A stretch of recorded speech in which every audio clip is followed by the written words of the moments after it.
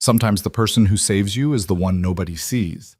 Tonight, in a rain-battered Portland restaurant, a billionaire is about to walk away from another hollow connection until a trembling voice stops him mid-step. What happens next will shatter everything. Both of them thought they knew about trust, worth, and second chances. This is a story about the moment when two broken people choose honesty over safety and discover that the rarest kind of strength looks nothing like confidence. If you're watching from anywhere in the world, drop your city in the comments. I want to see how far this story travels. Hit that like button and let's begin. The rain hit Portland like it had a grudge. Not the romantic kind of rain you see in movies where drops shimmer under streetlights and make everything look softer. This was the Oregon kind. Relentless, cold, the type that soaked through your coat before you made it 10 feet from your car. It drummed against the windows of Oleander's, a small restaurant tucked between a laundromat and a shuttered bookstore on Morrison Street, turning the glass into rivers of distorted light. Inside, the warmth should have felt welcoming. Should have. But Adrian Vale sat at table 7 near the back corner, and warmth was the last thing he felt. Across from him, Victoria Chen smiled. Perfect teeth. Perfect posture. Perfect everything, really, if you measured perfection by a checklist. She wore a charcoal dress that probably cost more than most people's rent, and her makeup was the kind that looked effortless but took an hour. She'd ordered the salmon, not because she wanted it, Adrian suspected, but because it was the second most expensive thing on the menu. Ordering the most expensive would have been too obvious. "So," Victoria said, swirling her wine glass with practiced ease, "your daughter, Emma, right? She must be, what, 7 now?" "8," Adrian said quietly. 8. God, they grow fast. She took a sip, her eyes flicking to his watch. A simple steel Rolex, nothing flashy, before returning to his face. "Does she go to Westridge? I heard that's where most of the families in your neighborhood send their kids." Adrian's jaw tightened, just slightly. "She goes to public school." Victoria's smile didn't waver, but something shifted behind her eyes. Recalculation. "Oh, that's refreshing. I mean, with everything going on in education these days, it's probably good for her to have a more diverse experience." Diverse experience. As if Emma's school was some kind of social experiment, instead of just the place down the street where his daughter had friends and a teacher who actually gave a damn. Adrian didn't respond. He reached for his water glass instead, letting the silence stretch just long enough to make Victoria uncomfortable. She filled it quickly, like she'd been trained to. "I actually think it's amazing," she continued, leaning forward slightly, "how you've managed to balance everything. Single parent, running Vale Dynamics, and still making time for..." She gestured vaguely at the table between them. This. As if the evening were some kind of charitable act on his part. Adrian had been here before. Not in this exact restaurant. Oleander's was new to him, but in this exact situation. Different woman, same script. The carefully crafted questions that sounded like curiosity but were actually auditions. The way they touched his arm at just the right moments. The subtle mentions of their own accomplishments, always framed as humility, but designed to prove they could fit into his world. He was tired of it. Tired of the performance, tired of the feeling that every conversation was being recorded and analyzed for future use. "What about you?" Adrian asked, mostly because it seemed like he should say something. "You mentioned you work in marketing?" "Brand strategy," Victoria corrected, her smile sharpening. "I just wrapped a campaign for Tessia Hotels. You know them, right? We repositioned their entire West Coast presence. It was intense, but so rewarding." She kept talking. Adrian kept nodding. Somewhere in the back of his mind, he was already planning his exit. Not rudely, he'd never been rude, not even when people deserved it, but cleanly. Finish the dinner. Thank her for her time. Suggest they stay in touch, knowing they wouldn't. Drive home, check on Emma. Pretend tomorrow would be different. And then he heard her. Not Victoria. The other voice. It came from somewhere behind him, soft and uncertain, almost swallowed by the ambient noise of the restaurant. But Adrian had learned, over years of board meetings and negotiations, to listen for the things people didn't want him to hear. And this voice, quiet as it was, carried something real in it. "Excuse me," the voice said. "Can I get you anything else?" Adrian glanced over his shoulder. The waitress stood a few feet away, her hands clasped in front of her apron. She was young, maybe 30, with dark hair pulled back in a messy ponytail and eyes that looked like they'd learned to stay down. She wasn't looking at Adrian. She was looking at Victoria, her expression carefully neutral, but Adrian caught something else there, something watchful. "We're fine," Victoria said without looking up from her phone. She'd pulled it out mid-sentence, a move so smooth Adrian almost missed it. Almost. The waitress nodded and started to turn away, but then, "Actually," Victoria said, her tone bright and sharp, "could you bring the check? We're just about done here." It wasn't a question, it was a dismissal. Adrian saw the waitress's shoulders tense just slightly before she nodded again. "Of course, I'll bring that right over." She walked away, and Adrian watched her go. She moved like someone who'd learned to take up as little space as possible, weaving between tables with her head down, her steps quick and efficient. She didn't look back. Victoria, meanwhile, had returned her attention to her phone, her thumbs moving across the screen with practiced speed. She wasn't even pretending to hide it anymore. Adrian leaned back in his chair, something cold settling in his chest. "Everything okay?" he asked. Victoria glanced up, her smile automatic. "Oh yeah, sorry, just checking something." She turned the phone slightly, not enough for him to see the screen, but enough to make it clear she wasn't checking email. Adrian caught a glimpse of a browser window. An image. His name maybe, in a headline. He couldn't tell for sure, but he didn't need to. He'd seen this before too. "I should probably get going soon," Adrian said, his voice even. "I told Emma I'd be home by 9. Victoria blinked, and for just a second her mask slipped. Not much, just enough to show the irritation underneath. "Oh, already?" "Early morning tomorrow." She recovered quickly, her smile sliding back into place. "Of course, I totally understand. You're such a dedicated dad." The words were right, the tone was right, but Adrian heard the subtext loud and clear. "You're leaving early. This isn't going well." "What did I do wrong?" "Nothing," he wanted to say. "You didn't do anything wrong. You just didn't do anything real." The waitress returned with the check, setting it down on the edge of the table without a word. Victoria reached for it immediately, a reflex, but Adrian was faster. He slid his card into the fold before she could even open it. "I've got it," he said. Victoria hesitated, then smiled. "Thank you. That's very generous." Generous. As if paying for dinner were some kind of grand gesture instead of just basic decency. The waitress took the check and disappeared again, and Adrian found himself watching her retreat. There was something about the way she moved, hurried, but not frantic, purposeful. Like she had a system, a rhythm she'd built to get through the shift without drawing attention. Victoria's phone buzzed. She glanced at it, frowned, then typed something quickly before setting it down. "Sorry," she said again. "Work thing." Adrian didn't respond. He was done responding. The waitress came back with his card and the receipt, setting them down with a quiet, "Thank you for coming in." Her voice was softer than before, and when Adrian looked up, he caught her eyes for just a second. They were brown, deep and tired, and they didn't smile the way the rest of her face tried to. But there was something in them, something steady. "Thank you," Adrian said, and he meant it. She nodded and moved to the next table, and Adrian signed the receipt, adding a tip that was probably more than the meal itself. He stood, and Victoria stood with him, already reaching for her coat. "This was really nice," she said, her voice warm and practiced. "We should do it again sometime." Adrian looked at her, really looked at her, and saw nothing but angles and calculation. No malice, no cruelty. Just emptiness dressed up as charm. "Take care, Victoria," he said. Her smile faltered. Just a flicker, but enough. "Yeah," she said. "You too." Adrian walked toward the door, pulling his coat tighter against the rain he knew was waiting. He didn't look back. Didn't say goodbye to the waitress, though part of him wanted to. What would he even say? "Thanks for noticing what I noticed?" That sounded insane. He pushed through the door, and the rain hit him immediately, cold and sharp. He ducked his head and started toward his car, parked half a block down, and then he heard it again. "Excuse me." Adrian stopped, turned. The waitress stood in the doorway of the restaurant, one hand braced against the doorframe, like she might bolt back inside at any second. The rain was already soaking her sleeve, but she didn't seem to notice. "Yeah?" Adrian said. She opened her mouth, closed it, opened it again.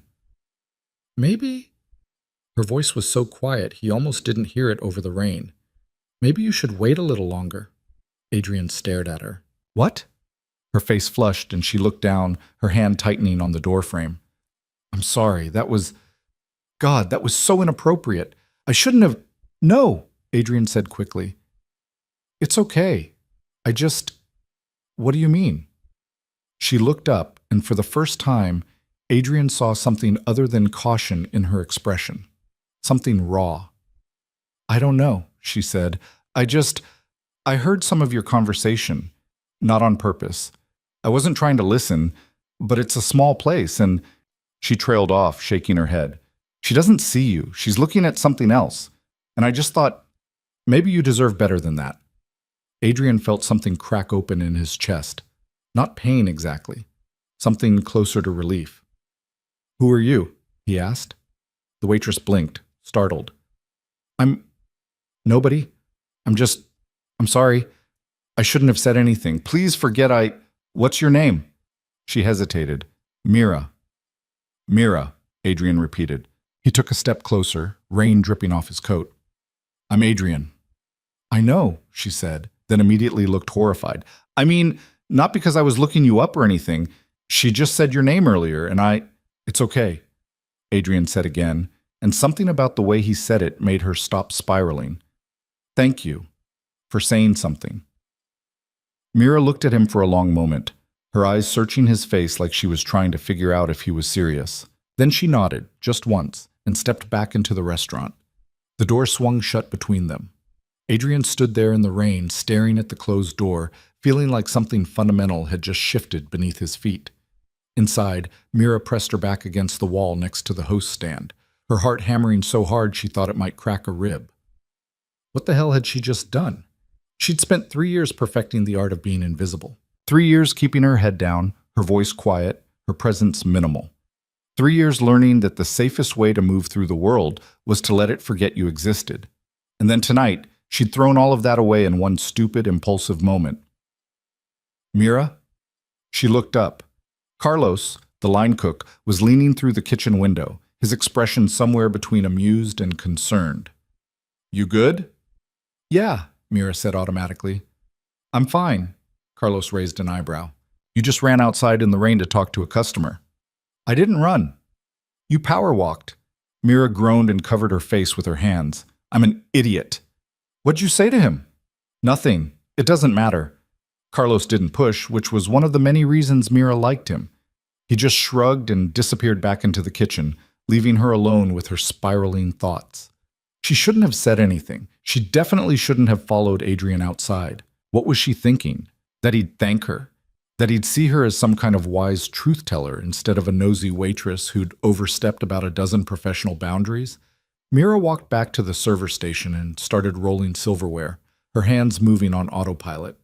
She needed to focus, needed to get through the rest of her shift without doing anything else monumentally stupid.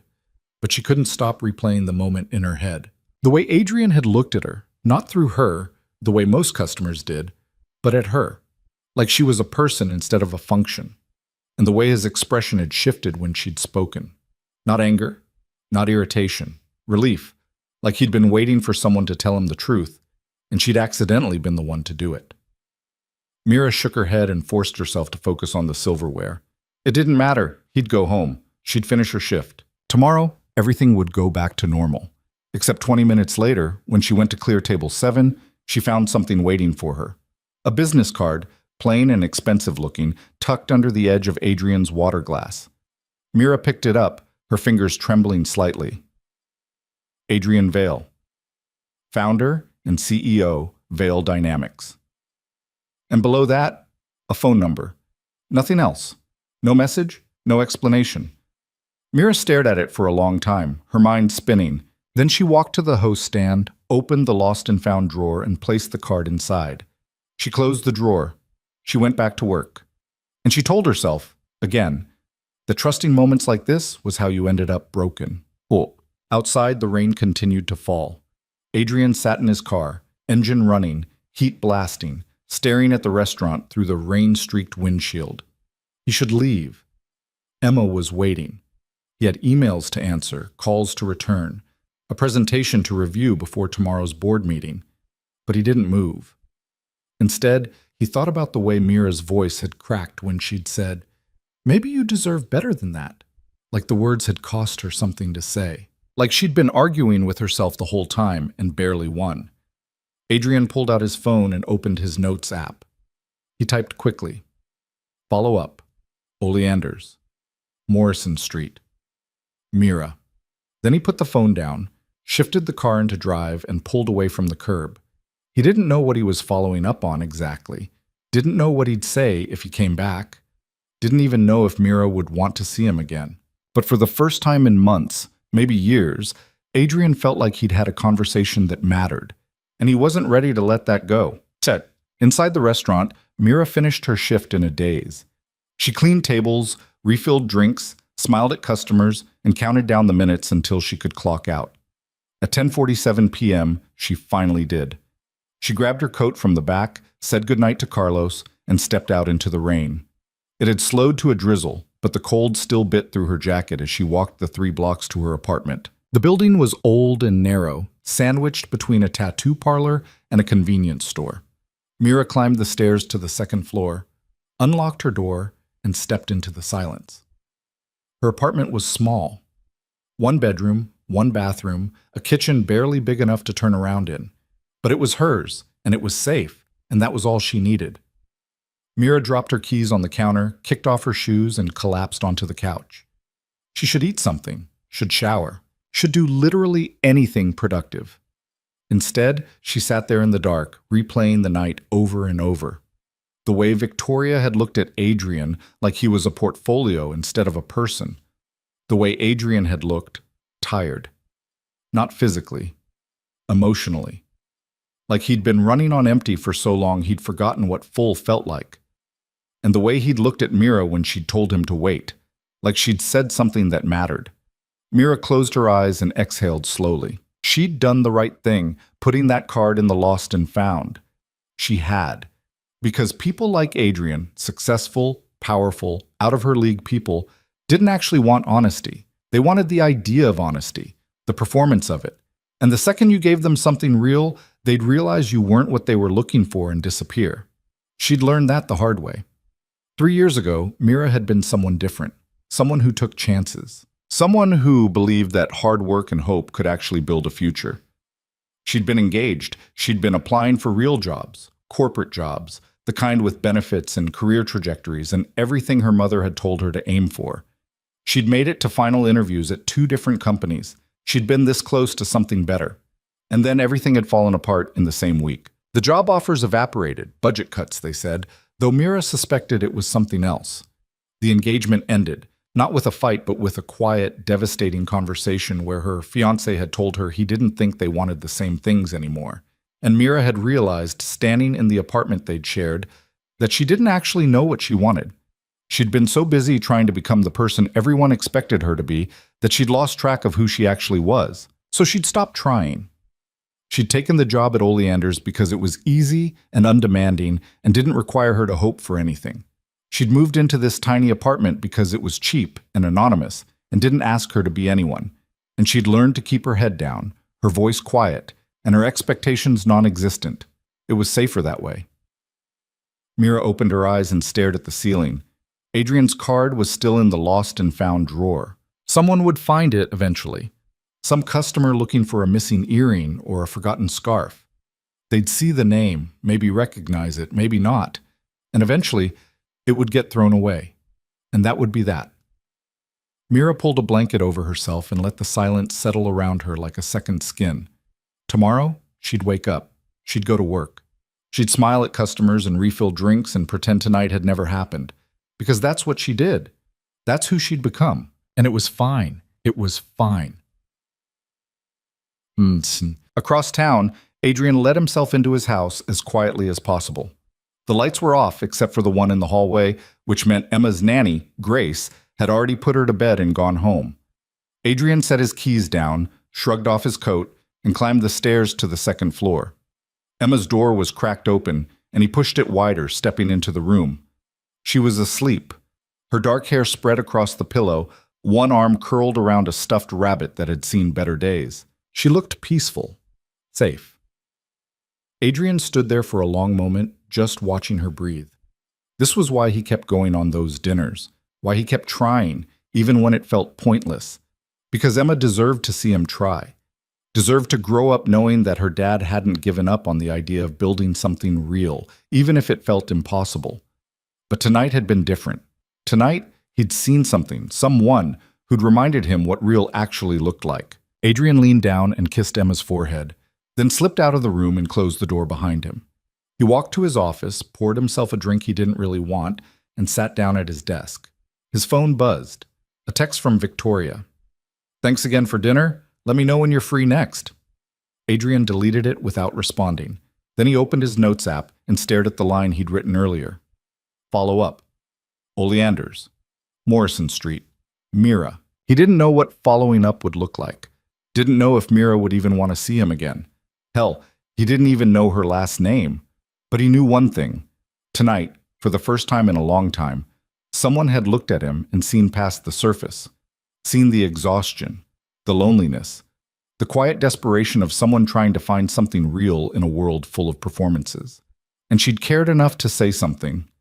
Adrian closed the notes app and set his phone down. Tomorrow, he'd figure out what to do.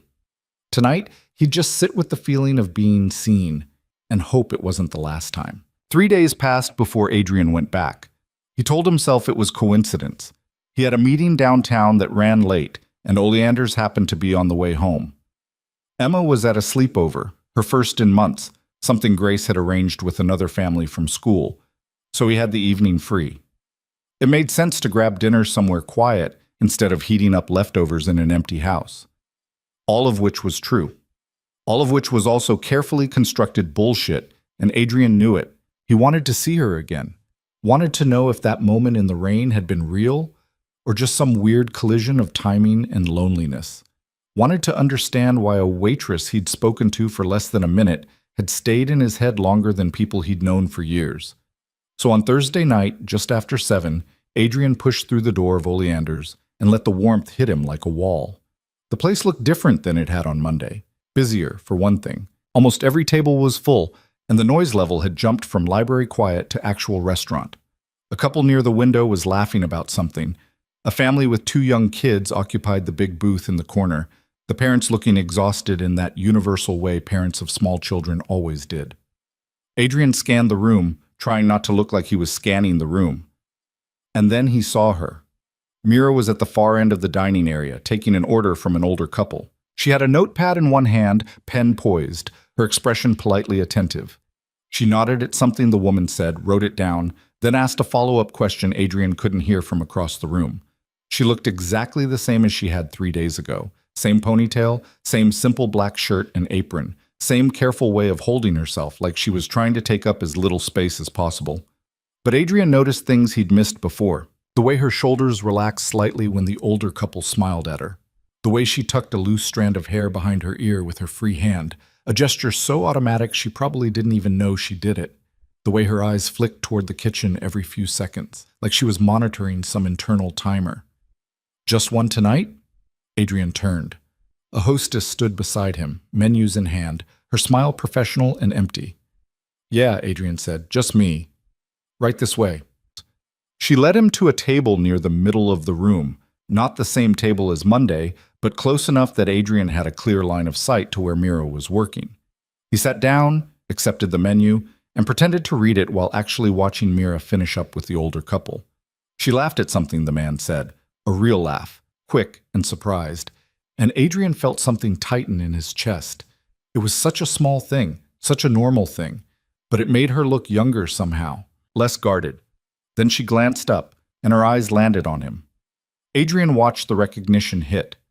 Watched her freeze mid-step, the notepad still in her hand. Watched her expression shift through about 6 different emotions in 3 seconds. Surprise, confusion, something that might have been panic, before settling on carefully neutral. She looked away. Adrian waited. A minute passed, then 2. Mira delivered the older couple's order to the kitchen, picked up drinks for another table, checked on the family with kids. She moved efficiently, precisely, and didn't look in Adrian's direction once, avoiding him. Clearly. Adrian almost smiled. Almost. A different server approached his table, a younger guy with bleached hair and a name tag that read Tyler. "Hey man, what can I get you to drink?" "Just water," Adrian said. "And actually, is Mira working tonight?" Tyler blinked. Yeah? Could she take my table? I mean," Tyler glanced toward the back of the restaurant where Mira had just disappeared into the kitchen. "She's pretty slammed right now. I can handle it if you want." "I'll wait," Adrian said. Tyler shrugged. "Your call." He left and Adrian sat back in his chair, the menu forgotten in front of him. 5 minutes later, Mira emerged from the kitchen carrying a tray loaded with plates. She delivered them to the family in the corner, handled some request about extra ketchup, and then, finally, turned toward Adrian's table. She walked over slowly, like she was approaching something dangerous. "Hi," she said when she reached him. Her voice was quiet, controlled. "I didn't expect to see you again." "I was in the area," Adrian said. "Right." She didn't believe him. He could see it in the slight tilt of her head, the way her fingers tightened around the edge of her notepad. "I wanted to thank you," Adrian continued, "for what you said the other night." Mira's expression didn't change. "You already thanked me." "I know, but I meant it." She looked at him for a long moment, and Adrian had the strangest feeling she was trying to figure out what he wanted, like she was used to people wanting things from her and had learned to identify the signs early. "Do you know what you want to order?" she asked finally. Adrian glanced down at the menu he hadn't actually read. "What do you recommend?" "The salmon's good. That's what my date ordered last time." Mira's mouth twitched, almost a smile. "Almost. Then definitely don't get the salmon." Adrian did smile then. "Fair enough. How about the burger?" "Safe choice." "I'll take it." Mira wrote it down, her pen moving quickly across the notepad. "Anything to drink besides water?" "I'm good." She nodded and started to turn away, but Adrian spoke again before she could. "Can I ask you something?" Mira stopped, turned back. "Sure." "Why did you say something that night?" Her expression shuddered immediately. "I already told you. I thought you deserved better." "Yeah, but why did you care?" The question seemed to catch her off guard. She opened her mouth, closed it. Her fingers went to that strand of hair again, tucking it behind her ear, even though it was already tucked. "I don't know," she said finally. "I just did." It wasn't a real answer, and they both knew it. But Adrian didn't push. Instead, he just nodded. "Okay." Mira hesitated like she wanted to say something else. Then she just nodded back and walked away. Adrian watched her go, feeling like he'd just failed some kind of test he hadn't known he was taking. The burger arrived 20 minutes later, delivered by Tyler instead of Mira. It was good. Better than good, actually. But Adrian barely tasted it. He was too busy watching Mira work. She moved through the restaurant like she was choreographed, efficient, precise, never wasting a step. But there was something else, too. Something Adrian hadn't noticed the first night. She paid attention. Not in the fake, performative way servers sometimes did when they wanted a better tip. Really paid attention. She noticed when someone's water glass was getting low before they had to ask. Noticed when the family in the corner was getting restless and brought the kids' food out first. Noticed when the older couple from earlier seemed confused by the dessert menu and spent an extra minute explaining the options in a way that didn't make them feel stupid. It was subtle. So subtle most people probably didn't even register it. But Adrian saw it, and something clicked into place in his head. This wasn't just good customer service. This was empathy in action, the kind you couldn't train, the kind that came from actually giving a damn about the people around you. Adrian was still thinking about it when a commotion erupted near the front of the restaurant. "This is unacceptable." The voice was loud, sharp, cutting through the ambient noise like a knife. Adrian looked up and saw a man in an expensive suit standing near the host stand, his face red, his finger jabbing toward the hostess who'd seated Adrian earlier. "I specifically requested a quiet table," the man continued, his voice rising. "I made a reservation 2 weeks ago. 2 weeks. And you seat us next to the kitchen?" The hostess looked like she wanted to disappear into the floor. "I'm so sorry, sir. That's our best available table right now. If you'd like to wait, I can—" "Wait? I already waited. I had a reservation." "I understand, but do you?" Because from where I'm standing, it seems like you don't understand anything. Adrian felt his jaw tighten. The man wasn't just angry. He was performing anger, making sure everyone in the restaurant knew he was unhappy, knew he was important, knew he had every right to make someone's night miserable over a table assignment. The hostess's hands were shaking. Sir, I really am sorry. Let me see if... I don't want to see anything. I want to speak to your manager. Of course, I'll get him right now. She started to turn, but before she could move, Mira appeared. She didn't rush, didn't run, just walked over from the other side of the dining room, her expression calm, her hands empty. Is everything okay? She asked quietly. The man turned on her immediately. No, everything is not okay. Your hostess here seems to think it's acceptable to ignore reservations and seat people wherever she feels like it. Mira looked at the hostess, who mouthed something Adrian couldn't catch. Then Mira turned back to the man, and her voice stayed quiet, even. I understand you're frustrated, she said. Reservations are important, and I'm sorry the seating isn't what you expected. Sorry doesn't fix the problem. You're right, it doesn't. Mira paused. Can I ask what would fix it? The man blinked, clearly not expecting the question. What? What would make this right for you? Mira asked. Because I want to make sure you have a good experience here. That matters to me. Something shifted in the man's expression. Not much, just enough. I want a quiet table, he said, his voice slightly less sharp. Away from the kitchen. That's what I requested. Okay. Mira glanced around the restaurant, her eyes scanning the tables. I have a four-top near the window that just cleared. It's quieter, and it has a better view. Would that work? The man hesitated. It's available now? It will be in about 2 minutes. I just need to clear and reset it. And you're sure it's quieter? I'm sure, Mira said. She smiled then, small, genuine. I wouldn't offer it if I wasn't. The man's shoulders relaxed, just slightly. Fine, that'll work. Great. Give me just a minute and I'll get you set up. She turned to the hostess and said something too quiet for Adrian to hear, then walked toward the window table and started clearing it herself. Plates, glasses, silverware, she moved quickly, loading everything onto a tray with practiced efficiency. Adrian watched the whole thing, something tightening in his chest. She'd just de-escalated a situation that could have turned into a full-blown scene. And she'd done it without groveling, without making excuses, without even breaking a sweat. She'd just listened, asked what the person needed, and then delivered. It was the kind of thing Adrian paid consultants 6 figures to teach his customer service teams, and most of them still couldn't do it half as well.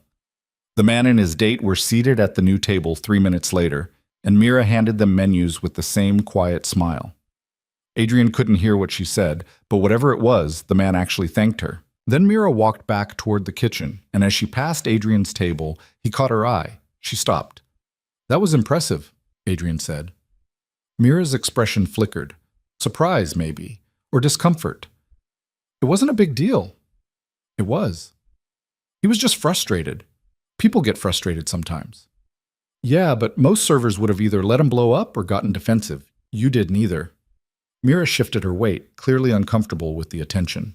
I just didn't want him to ruin everyone else's night. Still, Adrian said, that was good work. She looked at him for a long moment, and Adrian couldn't quite read her expression. Then she just nodded and walked away. Adrian sat there, his burger half-eaten and forgotten, his mind spinning. He'd come here tonight because he wanted to see Mira again, wanted to understand the moment they'd shared in the rain, but now he was seeing something else, something bigger. Mira wasn't just kind, she was capable, perceptive, the kind of person who could read a room, identify a problem, and solve it without making it about herself. And she was wasting that on a job that probably paid $12 an hour. Adrian pulled out his phone and opened a new note. He typed quickly, offer her something, don't push, just offer. Then he deleted it. Then he typed it again and saved it. He didn't know what he was offering yet, didn't know if she'd even want it. But he knew one thing, letting Mira disappear back into invisibility felt like a mistake he'd regret. The rest of the dinner passed quietly. Adrian finished his burger, declined dessert, and waited for the check. Mira brought it herself this time, setting it down on the edge of the table without meeting his eyes. Thanks, Adrian said. Of course. She started to turn away, but Adrian spoke again. Mira. She stopped. Can I ask you one more thing? She turned back, her expression guarded. Sure. Do you like working here? The question clearly surprised her. Yeah, it's fine. It's a job. That's not what I asked. Mira's jaw tightened slightly. Why does it matter? It doesn't, Adrian said. I'm just curious. She looked at him for a long moment, and Adrian could see her trying to decide whether to answer honestly or give him the safe, scripted response. It's fine, she said finally. The people are nice, the work is steady. I'm not really looking for anything more than that. Why not? Because more is complicated, Mira said, and there was something sharp in her voice now, something defensive. And I'm not interested in complicated. Adrian nodded slowly. Fair enough. Mira waited, like she expected him to push back. When he didn't, she just picked up the check and walked away. Adrian left cash on the table, enough to cover the bill and another oversized tip, and stood to leave. As he walked toward the door, he passed the host stand where Mira was inputting something into the computer. She glanced up, and their eyes met for just a second. Good night, Adrian said. Good night, Mira replied. And then he was outside, the cold air hitting him like a slap, the city noise swallowing the quiet warmth of the restaurant. Adrian walked to his car, got in, and sat there for a minute with the engine off. He should let this go. Should accept that Mira didn't want whatever he was thinking about offering, should respect her boundaries and move on. But he couldn't shake the image of her calming that angry customer. Couldn't shake the feeling that she was capable of so much more than she was letting herself do. Adrian started the car and pulled into traffic, his mind already turning over possibilities. Inside the restaurant, Mira watched through the window as Adrian's car disappeared down the street. Her hands were shaking. She pressed them flat against the host stand and took a slow breath, trying to steady herself. He'd come back. Why had he come back? And why had he asked about her job? Mira knew what that question meant. She'd heard variations of it before. Do you like working here? Translation. You could do better. Translation. I'm about to offer you something. And she didn't want it.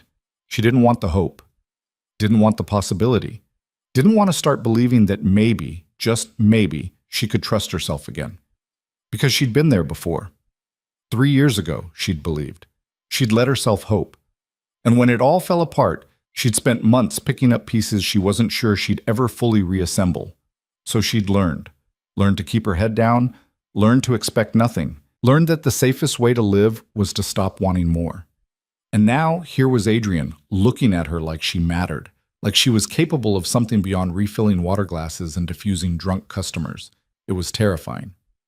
Hey, Mira looked up. Carlos was leaning through the kitchen window again, his expression knowing. He came back, Carlos said. Yeah. You gonna tell me what's going on? Nothing's going on. Carlos raised an eyebrow. Mira, I'm serious. He's just a customer. A customer who came back 3 days later and specifically requested your section. Tyler told you that? Tyler tells me everything, Carlos grinned. So what's the deal? Is he hitting on you? No, Mira said immediately. Then, less certainly, I don't think so. But you're not sure. I don't know what he wants. Carlos studied her for a moment, his expression softening. Maybe he doesn't want anything. Maybe he just likes talking to you. People don't just like talking to me. You'd be surprised. Mira shook her head and went back to the computer, pretending to focus on the screen. But her mind was elsewhere, replaying the conversation with Adrian. The way he'd watched her handle the angry customer. The way he'd asked if she liked her job, like the answer actually mattered to him. It didn't make sense. None of it made sense, and that scared her more than anything. The rest of the shift passed in a blur. Mira cleared tables, took orders, smiled at customers, and counted down the minutes until closing. By the time she finally clocked out, it was almost 11, and her feet ached in that deep, bone-tired way that meant she'd been on them too long. She grabbed her coat, said goodnight to Carlos and Tyler, and stepped out into the cold. The streets were quiet. Portland at night had a strange, suspended quality, like the city was holding its breath between the noise of the day and the noise of tomorrow. Mira liked it. Liked the way it felt like she had the world to herself, even if only for a few blocks. She was halfway home when her phone buzzed. Mira pulled it out, expecting a text from her landlord or maybe a notification from her bank. Instead, she saw a message from an unknown number. "This is Adrian. I hope it's okay that I'm reaching out. I got your number from the restaurant." Mira stopped walking. "I wanted to say thank you again for what you did tonight. Watching you handle that situation reminded me why I started my company in the first place. If you're ever interested in talking about other opportunities, I'd love to buy you coffee. No pressure, just a conversation." Mira stared at the message, her heart pounding. He'd gotten her number from the restaurant, which meant he'd asked someone, probably Tyler, and Tyler had just given it to him, which was a whole other problem she'd have to deal with tomorrow. But right now, all she could focus on was the message itself. Other opportunities. There it was. The offer she'd known was coming. Mira's first instinct was to delete the message, block the number, pretend it had never happened. But she didn't. Instead, she stood there on the sidewalk, the cold seeping through her coat, and read the message again. No pressure, just a conversation. Except it wasn't just a conversation. It was a door. And Mira had spent 3 years learning to keep doors like that closed. She shoved the phone back in her pocket and started walking again, faster this time. By the time she reached her apartment, she'd almost convinced herself to ignore the message entirely. Almost. But when she finally collapsed onto her couch, still wearing her coat, she pulled out her phone and stared at Adrian's message for a long time. Her thumb hovered over the keyboard. And then, before she could talk herself out of it, she typed, "I appreciate the offer, but I'm not looking for anything right now. Thank you anyway." She hit send before she could second-guess it. The response came less than a minute later. "I understand. The offer stands if you ever change your mind." Mira set her phone down and closed her eyes. She'd done the right thing. She had. Keeping herself safe, keeping her life simple. That was smart. That was survival. So why did it feel like she'd just closed a door on something she couldn't quite name? Mira pulled the blanket over herself and tried to sleep, but all she could think about was the way Adrian had looked at her when she'd calmed that angry customer, like he'd seen something in her she'd forgotten was there. And for just a second, one reckless, dangerous second, she let herself wonder what might happen if she stopped being so careful. Then she pushed the thought away and forced herself to sleep, because careful was safe, and safe was all she had left. Adrian didn't go back to Oleander's for 2 weeks. He told himself it was respect. Mira had drawn a line, and he wasn't the type to ignore boundaries. She'd said no. He'd accepted it. That should have been the end of it. Except it wasn't. He couldn't stop thinking about her, not in some obsessive, inappropriate way, at least he hoped not, but in the way you think about a problem you haven't solved yet, a question you can't quite answer. Mira had something his entire company had been trying to cultivate for years, something he paid consultants obscene amounts of money to teach his employees, and she did it naturally, without even realizing how rare it was. She made people feel seen. Adrian had watched it happen twice now, once with that angry customer, and once, more subtly, with him. The way she'd stopped him in the rain, the way she'd looked at him like she understood something he hadn't said out loud. That kind of empathy wasn't common. It wasn't trainable. And letting it waste away in a job that didn't appreciate it felt wrong in a way Adrian couldn't articulate. But Mira had said no. So Adrian focused on work, on Emma, on the 1,000 other things that filled his days. He sat through board meetings and investor calls. He helped Emma with her science project, a volcano that erupted with slightly too much enthusiasm and left baking soda all over the kitchen. He went on another dinner date that felt like a performance, made his excuses early, and drove home alone. And every few days he thought about sending Mira another message. He never did. Then on a rainy Tuesday that felt too much like the night they'd first met, Adrian's assistant Rachel called him with a problem. "The Westbrook presentation," she said, her voice tight with stress. "Thompson just bailed." Adrian was halfway through reviewing contracts in his home office. Emma at school, the house quiet except for the sound of rain against the windows. He set down his pen. "What do you mean, bailed?" "Food poisoning, or the flu. He wasn't clear, just said he can't do it, and the presentation is tomorrow afternoon." Adrian closed his eyes and exhaled slowly. Richard Thompson was Vail Dynamics' head of customer experience, and tomorrow's presentation to Westbrook Industries was critical. 6 months of negotiations, a potential partnership worth 8 figures, and the entire pitch hinged on demonstrating how Veil Dynamics could transform Westbrook's customer service operations. Without Thompson, they had nothing. "Who else can do it?" Adrian asked. "That's the problem. Everyone else who knows the material is already committed to the Frankfurt launch. I could try to pull someone, but no. Don't pull anyone from Frankfurt. That's too important." "Then what do you want me to do?" Adrian thought for a moment, his mind running through options. He could do the presentation himself, but he'd been trying to step back from frontline pitches, let his team take the lead. It was part of the whole work-life balance thing his therapist kept harping on. "Let me think about it," Adrian said. "I'll call you back in an hour." He hung up and stared at the rain-streaked window, his mind already spinning. The Westbrook presentation wasn't just about numbers and processes. It was about showing them what real customer service looked like, what empathy and action could accomplish. And suddenly, absurdly, Adrian found himself thinking about Mira again, the way she'd handled that angry customer, the way she de-escalated the situation without scripts or training, the way she'd just understood what the person needed and delivered it. That was the whole point of the presentation.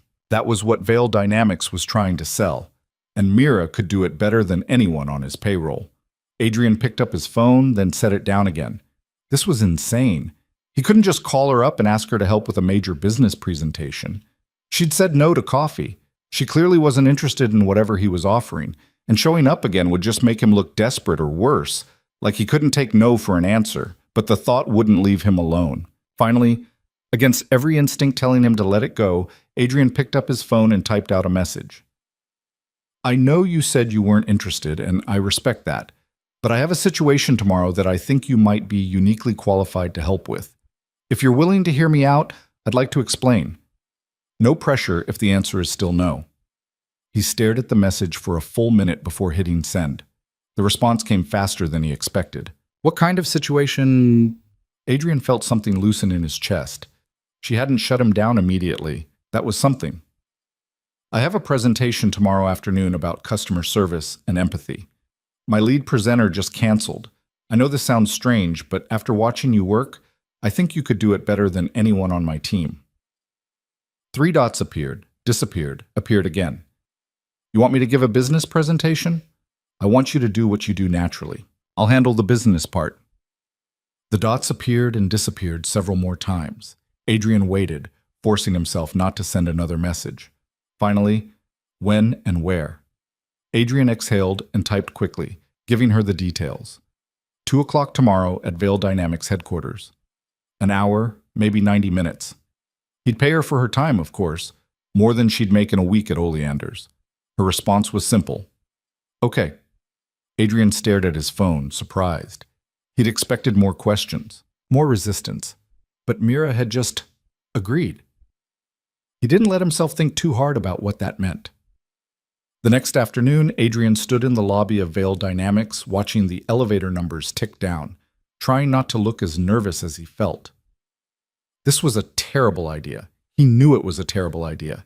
He was bringing a waitress with 0 corporate experience into a high-stakes presentation with a potential client worth millions. His board would lose their minds if they found out. Rachel had already given him a look when he'd explained the plan. The kind of look that said, "I'm not going to argue with you, but please know I think you've lost it." Maybe he had. The elevator dinged and the doors opened. Mira stepped out, and Adrian felt his anxiety spike into something else entirely. She looked different. Not bad different, just different. She was wearing dark jeans and a simple gray sweater, her hair down instead of pulled back. No apron, no notepad. She had a small backpack over one shoulder and an expression that was trying very hard to look calm, but wasn't quite succeeding. "Hi," she said when she reached him. "Hi," Adrian said. "Thanks for coming." "I'm not sure what I'm doing here." "That makes 2 of us." Mira almost smiled. Almost. "Great, that's reassuring." Adrian gestured toward the elevator. "Come on, I'll explain upstairs." They rode up in silence, the numbers climbing steadily. Adrian could feel Mira's tension radiating off her in waves, could see the way her hands gripped the strap of her backpack a little too tightly. "You okay?" he asked. "Yeah," Mira said automatically. Then, "No, not really. I don't know what you think I can do here, Adrian. I'm not a public speaker. I've never given a presentation in my life. You won't have to. You just said, I said I wanted you to do what you do naturally. I didn't say anything about public speaking. Mira looked at him, confused, but before she could respond, the elevator dinged and the doors opened onto the executive floor. Vail Dynamics headquarters was exactly what you'd expect from a successful tech company. Modern, clean, lots of glass and steel and open spaces designed to foster collaboration or whatever the architect had promised. Adrian led Mira through the main area, past employees who glanced up from their desks with varying degrees of curiosity, toward the conference room at the far end. Rachel was waiting outside, tablet in hand, her expression professionally neutral. They're ready for you, she said. Then to Mira, Hi, I'm Rachel. Mira said quietly. Rachel's eyes flicked to Adrian, a question in them he didn't answer. I'll let them know you're here. She disappeared into the conference room, and Adrian turned to Mira. Listen, he said, I'm going to go in there and do my part of the presentation. At some point, I'm going to tell a story about customer service. And when I do, I want you to just be yourself. Answer honestly, that's it. Answer what? You'll see. Mira looked like she wanted to argue, but Rachel reappeared before she could. They're ready. Adrian took a breath. Let's go. The conference room was dominated by a long table surrounded by leather chairs. 4 people from Westbrook Industries sat on one side, 2 men and 2 women, all in expensive suits, all with the slightly glazed expressions of people who'd sat through too many presentations that month. Adrian's team occupied the other side. Rachel, 2 VPs Adrian had pulled in for support, and now Mira, who slid into the seat beside him looking like she wanted to disappear into the floor. Adrian stood and launched into the presentation. He'd done this 1,000 times. The pitch was polished, the slides were clean, the data was compelling. He talked about Vail Dynamics' approach to customer experience, about the way they integrated empathy into every touchpoint, about measurable results and case studies and ROI. The Westbrook people nodded in the right places, asked the expected questions, but Adrian could see the disengagement creeping in. They'd heard versions of this pitch before, from Vail Dynamics competitors, from their own internal teams. It all sounded good on paper. It always sounded good on paper. 20 minutes in, Adrian shifted gears. Let me tell you about something that happened last week, he said, closing the slide deck. I was at a restaurant, small place, nothing fancy, and I watched one of the servers handle an angry customer who was about to turn a simple seating issue into a full-blown scene. The Westbrook people looked up, their attention sharpening slightly. Stories were always more interesting than data. The customer was furious, Adrian continued. He'd had a reservation, felt like he'd been disrespected, and he was ready to make sure everyone knew it. Most servers in that situation would either grovel or get defensive, but this server did neither. Adrian turned to Mira, who was staring at him with wide eyes. Mira, Adrian said gently, can you tell them what you did? The room went silent. Mira looked at Adrian, then at the Westbrook executives, then back at Adrian. Her face had gone pale. She started, then stopped. Just tell them what happened, Adrian said. Like you're telling a friend. Mira swallowed hard. Her hands were in her lap, her fingers twisted together. He was upset, she said finally, her voice so quiet everyone had to lean forward to hear her. About his table. He felt like we hadn't listened to what he wanted. And what did you do? Adrian prompted. I asked him what would fix it. One of the Westbrook women leaned forward slightly. That's it? Mira's eyes flicked to her. I mean, I listened first. He needed to feel heard.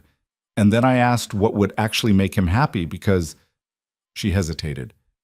Because people usually aren't mad about the thing they're saying they're mad about. They're mad because they feel dismissed or disrespected.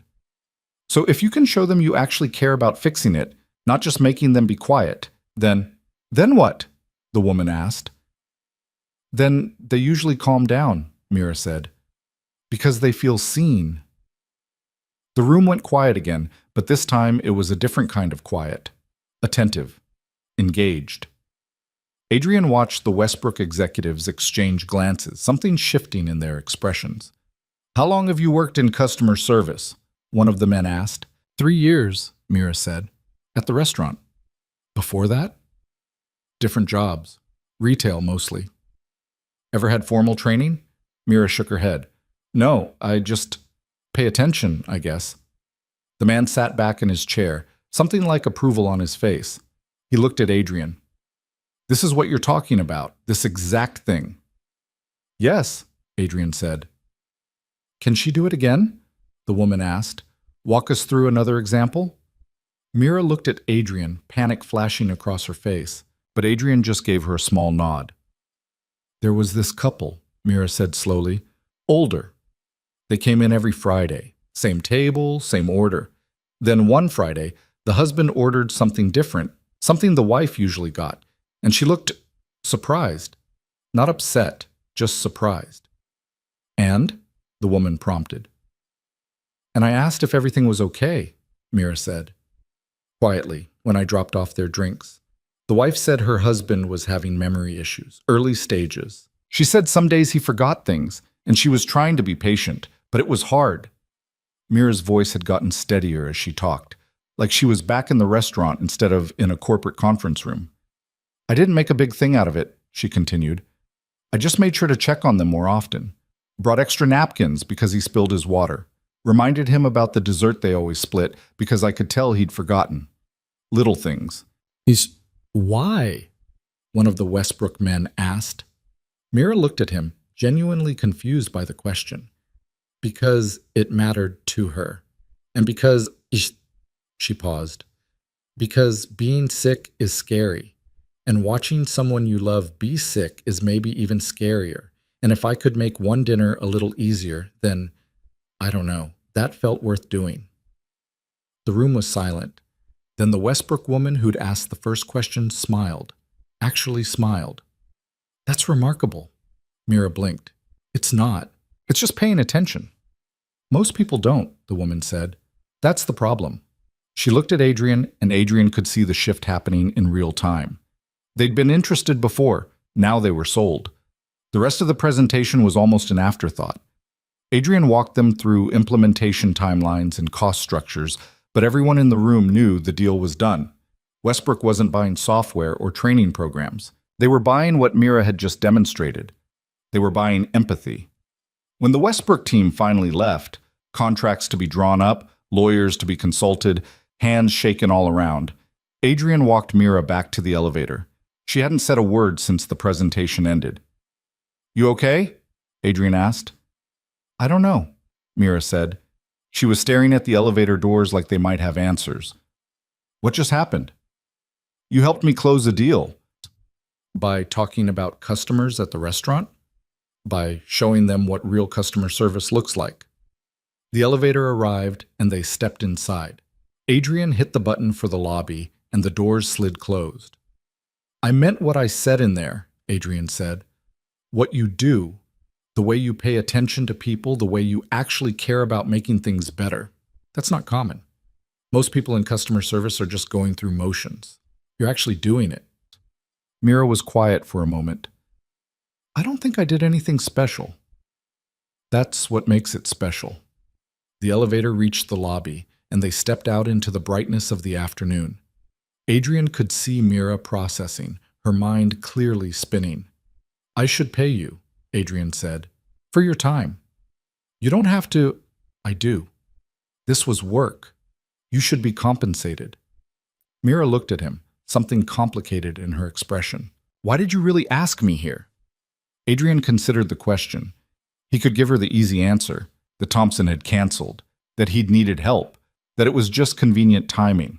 But Mira had been honest in that conference room. She deserved honesty back. Because I think you're wasting your potential at Oleander's, Adrian said. And I wanted you to see what you're capable of. You barely know me. I know enough. Mira shook her head slowly. You don't know anything. You've seen me twice. You watched me handle one angry customer and listened to me talk about an old couple. That doesn't tell you who I am. Then tell me, Adrian said. Why do you care? It was a fair question. Adrian wasn't sure he had a good answer. Because the night we met, he said finally, You saw something in me that I'd been trying to hide. You saw that I was tired, that I was looking for something real and not finding it. And you cared enough to say something, even though it cost you, even though it was easier to just let me leave." Mira's expression softened slightly. "I think people don't do that enough," Adrian continued. "See each other, really see each other. And I think you're someone who does. And that matters." Mira looked at him for a long moment. Then she looked away. "I should go," she said quietly. "I have a shift tonight." "Okay." She started to turn, then stopped. "Adrian? Yeah? Thank you. I don't know. For thinking I could do that." "You did do it." Mira almost smiled. Then she walked away, and Adrian watched her disappear through the lobby doors and onto the street. He stood there for a minute, feeling like he'd just passed some kind of test, but wasn't entirely sure what it meant. Rachel appeared beside him, tablet in hand. "That was interesting." "Which part?" "All of it, but mostly the part where you brought a waitress to close an 8-figure deal." "She's not just a waitress." "I can see that." Rachel paused. "Are you going to offer her a job?" "I don't know," Adrian said. "Maybe." "She'd be good." "I know." Rachel studied him for a moment. "Just be careful. I know you're trying to help, but some people don't want to be saved." "I'm not trying to save anyone." "No?" Adrian didn't answer. Rachel gave him a knowing look and walked away, leaving him alone in the lobby. That night, Adrian sat in his home office long after Emma had gone to bed. He'd sent Mira payment for the day, more than generous, but not so much it felt like charity, and she'd accepted it with a simple thank you text. He kept thinking about what Rachel had said, about saving people, about whether Mira even wanted his help. Maybe she didn't. Maybe she was perfectly happy with her life the way it was. Maybe he was projecting his own loneliness onto her, seeing problems that didn't exist because it was easier than fixing his own. But then he thought about the way Mira had talked in that conference room, the way her voice had steadied when she'd told those stories, the way she'd lit up, just slightly, when the Westbrook executives had responded. She'd been good, more than good, and she'd known it, even if she didn't want to admit it. Adrian opened his laptop and started typing. An hour later, he had a proposal drafted. Nothing formal, just an outline of what a position at Veil Dynamics might look like for someone like Mira. Customer experience consultant, training development, client relations. The kind of role that would let her do what she did best without forcing her into a corporate box. He almost sent it to her. Then he saved it as a draft and closed the laptop. Not yet. Pushing her would only make her retreat further. Instead, he'd wait. Give her space. Let her come to him if and when she was ready. And hope that she would. Across town, Mira lay in bed, staring at the ceiling. The day had been surreal. Standing in front of those executives, talking about customers and empathy like it was something special instead of just what you did. Watching their faces change as she spoke. Feeling, for the first time in years, like maybe she was good at something. It had been terrifying and exhilarating. And now she didn't know what to do with any of it. Her phone buzzed. A text from Carlos. "Tyler said you skipped your shift. You okay?" Mira typed back. "Had something come up?" "I'm fine. See you tomorrow." She set the phone down and rolled onto her side. Adrian had paid her. A lot. More than she made in a week, just for showing up and talking for 30 minutes. It was sitting in her bank account now, and Mira kept checking the balance like it might disappear. She should be happy. Should be grateful. Should be thinking about how she could use that money. Catch up on bills, maybe save some, treat herself to something nice for once. But all she could think about was the way the Westbrook executives had looked at her when she'd finished talking. Like she'd done something that mattered. Like she was someone worth listening to. It had been a long time since anyone had looked at her like that. And the worst part, the truly terrifying part, was that Mira had liked it. She'd spent 3 years convincing herself that she didn't need validation, didn't need to be seen or appreciated or valued beyond her ability to refill a water glass. But today had reminded her of something she'd been trying to forget. She wanted more. Not the job necessarily, not the money or the corporate world or any of that. Just the feeling of being good at something, of mattering. Mira closed her eyes and tried to push the thought away. Wanting more was dangerous. Wanting more was how you ended up disappointed. But the thought wouldn't leave. And somewhere, in a part of herself she'd been trying to ignore, Mira wondered what would happen if, Just once, she let herself want something and actually reached for it. The thought kept her awake for hours. The morning after this presentation, Mira woke up to 17 missed calls. She stared at her phone, her heart already racing before she was fully conscious. The calls had come in between 2 and 4 a.m., all from the same number, not Adrian, someone else. There was a voicemail. Mira's hand shook as she pressed play. "Mira, it's Mom." The voice was tight, strained. "I know it's late, but I need you to call me back. It's about your brother, please, as soon as you get this." Mira sat up, the blanket falling away. Her brother, Daniel. She hadn't talked to Daniel in almost a year, hadn't talked to her mother in 6 months.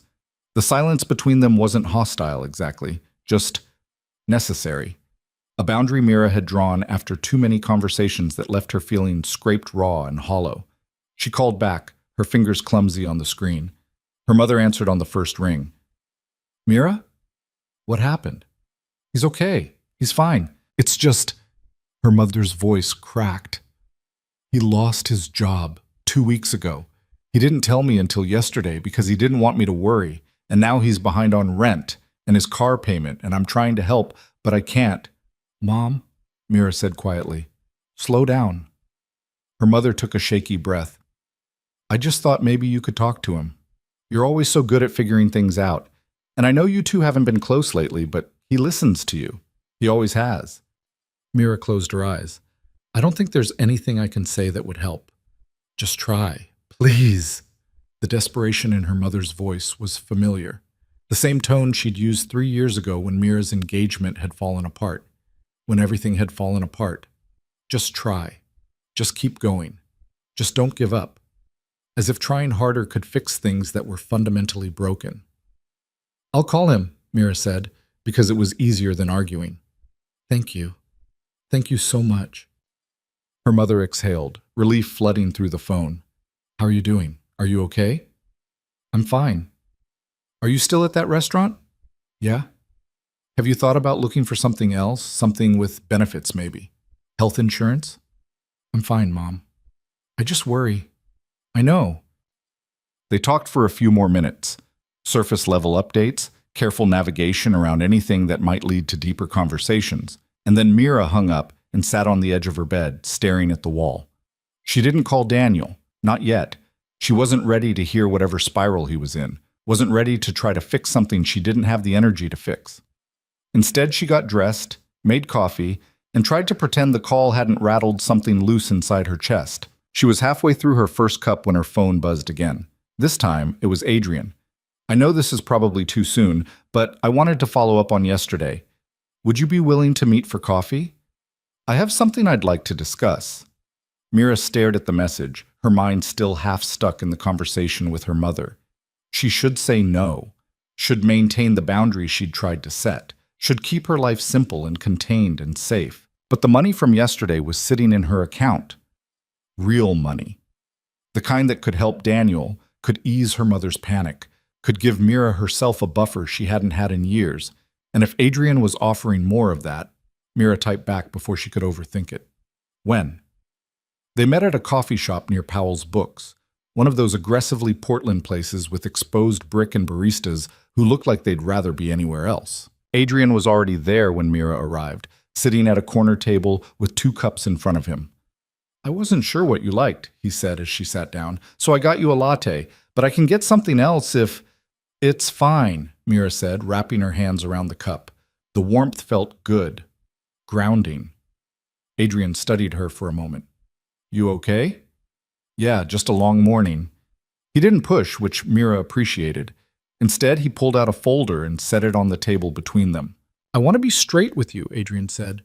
"I think you could do a lot more than serve tables, and I think Veil Dynamics could use someone like you." Mira looked at the folder, but didn't touch it. "What does that mean?" "It means I'd like to offer you a position. Customer experience consultant. You'd work with our training team, help develop programs, maybe sit in on some client meetings. Nothing you'd need a degree for. Just what you already know how to do." Mira's throat tightened. "Adrian, the pay would be $60,000 to start," Adrian continued. "With benefits, health insurance, dental, the whole thing. It's part-time to start, 20 hours a week, so you could keep your job at the restaurant if you wanted, Or not? 60,000, part-time. Mira's brain stuttered over the number. That was more than she made in a year at Oleander's. For 20 hours a week. Why? She asked. Because you're good at something we need. You don't know that. You've seen me twice. 3 times, and yeah, I do know that. Adrian leaned forward slightly. Mira, I've spent 15 years building this company. I've hired hundreds of people, and most of them are smart, capable, credentialed, but very few of them can do what you did yesterday. Very few of them actually care about the people they're serving. That doesn't mean I can do a corporate job. Why not? Mira opened her mouth, then closed it, because she didn't have a good answer. Or rather, she had too many answers, all of them tangled up in fear and old failures and the certainty that people like her didn't get opportunities like this.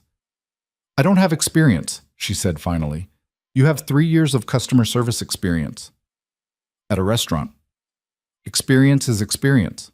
It's not the same. It's more relevant than you think. Adrian paused. Look, I'm not asking you to become someone else. I'm asking you to do what you already do, just in a different context. That's it. Mira looked down at the folder. She could see papers inside, official-looking documents with Veil Dynamics letterhead. What if I'm bad at it? She asked quietly. Then we'll figure it out. But I don't think you will be. You barely know me. I know enough. Mira shook her head slowly. You keep saying that, but you don't. You don't know why I work at Oleander's. You don't know why I'm not looking for something better. You don't know anything about me except what you've seen in a couple of random encounters. So tell me, Adrian said. Mira looked at him, and something cracked inside her chest. Maybe it was the phone call with her mother. Maybe it was the exhaustion of holding everything together for so long. Maybe it was just the way Adrian was looking at her, patient, steady, like he had all the time in the world. 3 years ago, Mira said, her voice low, I had a plan. I was engaged. I was applying for real jobs, the kind with career paths and everything. I had final interviews with 2 different companies. I thought I was finally going to build something.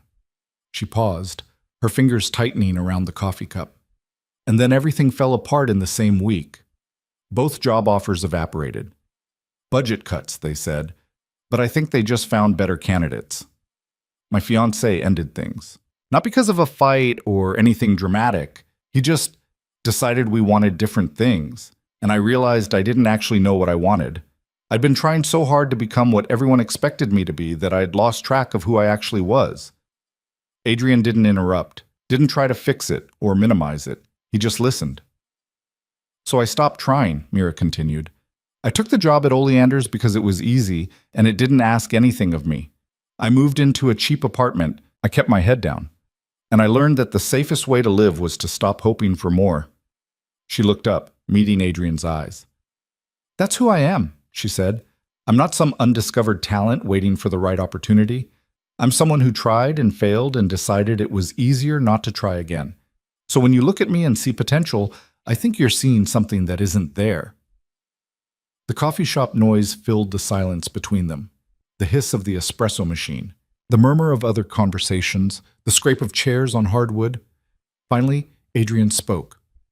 I don't think you stopped trying, he said. I think you just redirected where you put your energy. You still show up every day. You still care about doing your job well. You still pay attention to people in a way most people don't. That's not giving up. That's just surviving. Mira felt her eyes burn. She looked away.